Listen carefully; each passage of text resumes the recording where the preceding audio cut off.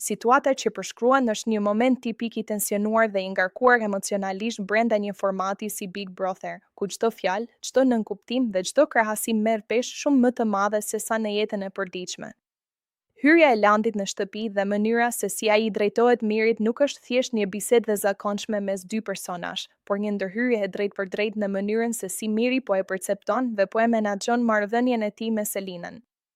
Që në fillim, Landi përdor një ton që duket sikur është miqësor dhe këshillues, duke i thënë Mirit jemi drejtim, mos u merr me Selinën.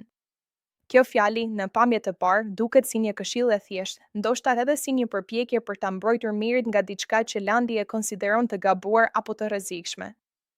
Por në thelb, ajo është shumë më tepër se kaq, është një përpjekje për të ndikuar drejtpërdrejt në zgjedhjet e tij, për t'i orientuar mendimet dhe për ta larguar nga një person specifik.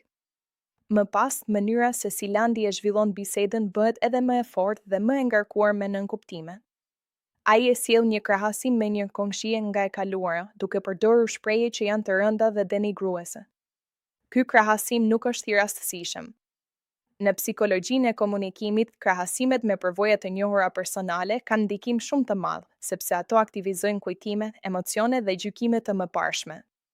Pra, Landi nuk po flet thjesht për Selinën, ai po përpiqet ta vendos atë në një kategori që Miri tashmë e ka të formuar në mendjen e tij.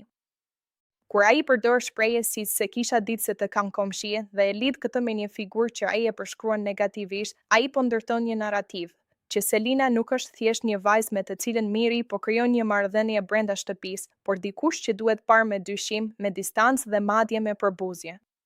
Kjo është një mënyrë shumë e fortë ndikimi, sepse nuk është thjesht këshill, është etiketim.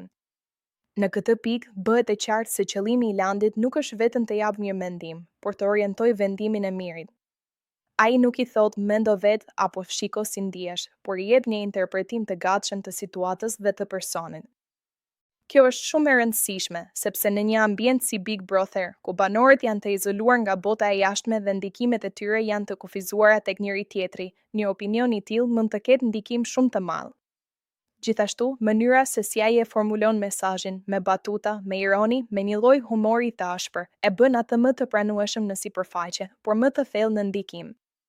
Sepse shpesh, kur një mesazh jepet me shaka ose me tone të lehta, ai kalon më lehtë filtrat mbrojtës të personit që e dëgjon.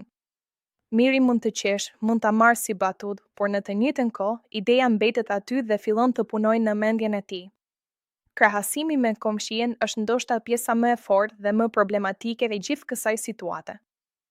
Duke e përshkruar atë si pika e kurvës, Landi përdor një gjuhë shumë të rëndë dhe një gjykim ekstrem.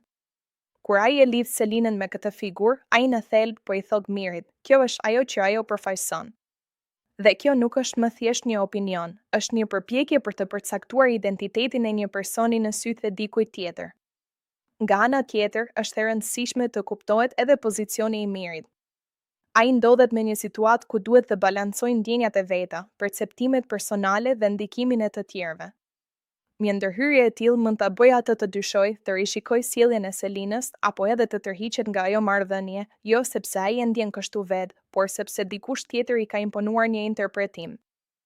Në fund, kjo situatë tregon shumë për dinamikat e lojës dhe për mënyrën se si ndërtohen aleancat dhe ndikimet brenda një ambienti të mbyllur.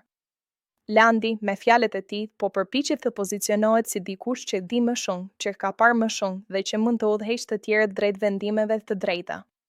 Por në të njëjtën kohë, mënyra që ai zgjedh përmes krahasimeve të rënda dhe etiketimit e bën këtë ndërhyrje të diskutueshme dhe potencialisht të dëmshme.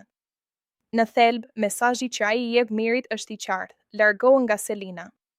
Por mënyra se si ai e ndërton këtë mesazh, duke përdorur të kaluarën, krahasime denigruese dhe një ton që përzien humorin me gjykimin, e bën atë shumë më të fortë se sa një këshill e zakonshme. Dhe kjo është pikërisht ajo që e bën këtë moment kaq të rëndësishëm për të analizuar.